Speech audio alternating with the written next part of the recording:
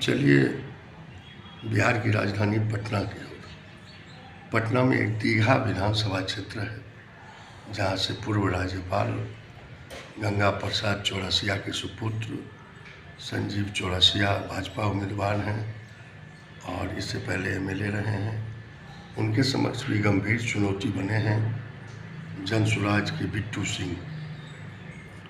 पिछली बार मेयर चुनाव में उन्होंने अपनी पत्नी को मजबूती के साथ चुनाव लड़वाया था, हालांकि हार गए थे, तीसरा स्थान प्राप्त हुआ था। लेकिन बिट्टू सिंह ने पूरी ताकत झोंक दी है प्रचार प्रसार पदयात्रा में और गंभीर चुनौती बने हुए हैं निवर्तमान विधायक भाजपा के कैंडिडेट संजीव चौरसिया के लिए। तो पटना में भी राजनीतिक चरम पर है, लाउड स्पीकर बज रही है, प्रचार हो रही है और हर दल अपनी अपनी जीत का दावा कर रही। तो देखते रहिए मिहिर झा की विश्लेषण और सर्वे। यहाँ पे भी कठिन लड़ाई है दीघा में और संजीव चौरसिया वर्सेस बिट्टू सिंह ही होगा। विधानसभा के 243 सीटों पर चुनाव होना है 2 चरणों में।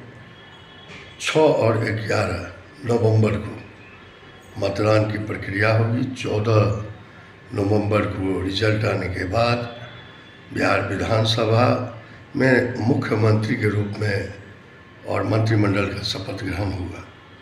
यक्ष प्रश्न बना है कि लगातार बिहार में रिकॉर्ड बनाने वाले मुख्यमंत्री नीतीश कुमार क्या फिर बीजेपी के सहयोग से सीएम बन जाएंगे या फिर तेजस्वी यादव सीएम होंगे या फिर चाबी होगी प्रशांत किशोर के पास।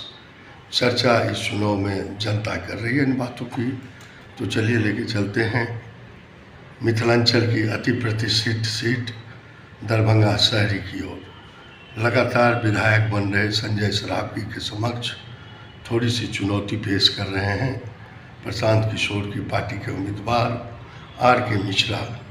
भारतीय जनता पार्टी एनडीए के जो मतदाता रहे हैं उसमें काफ़ी संख्या में सवर्ण मतदाता रहे हैं, खासकर मैथिल ब्राह्मण बहुल यह क्षेत्र मिथिला की परंपरा के लिए जानी जाती रही है, अघोषित राजधानी के रूप में रही है। महाराजा कामेश्वर सिंह के कृतियाँ हैं यहाँ, उनके विकास की गाथाएँ हैं।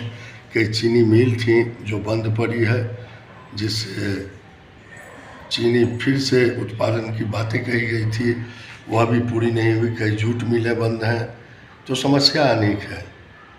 तो शहरी विधानसभा क्षेत्र में निवर्तमान विधायक केंद्रीय भूमि राजस्व मिथिलांचल की अति प्रतिष्ठित सीट है दरभंगा शहरी सीट, जहां से लगातार विधायक बनते रहे हैं संजय सरावगी भारतीय जनता पार्टी के उम्मीदवार के रूप में और इस बार वे कैबिनेट मिनिस्टर हैं, भूमि राजस्व जैसे महत्वपूर्ण विभाग के मंत्री हैं। तो उनके समक्ष भी गहरी चुनौती पेश कर रहे हैं पूर्व एडीजी आर.के. मिश्रा। इसके अलावा महागठबंधन ने भी अपना उम्मीदवार दिया है।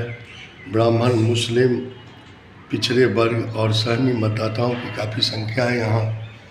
तो देखिए सभी दल अपने अपने प्रचार में लगे हैं, लेकिन यहाँ त्रिकोणीय मुकाबला लगता है। महागठबंधन यानी कि राजद की सीट है और सीधे लड़ाई है उनकी संजय सरावगी से।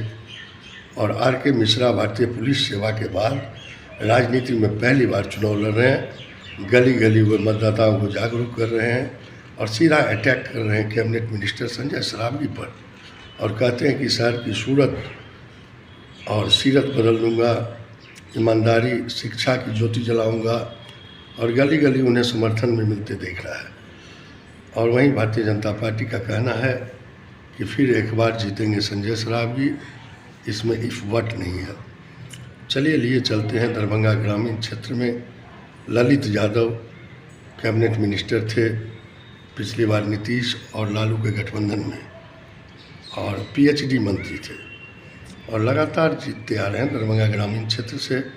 उनके समक्ष जदयू के जिलाध्यक्ष ईश्वर मंडल गंभीर चुनौती बने हुए युवा हैं इनकी माताजी पार्षद हैं दरभंगा नगर निगम में और सांसद संजय झा के काफ़ी करीबी माने जाते हैं। और उसके बाद जन सुराज पार्टी के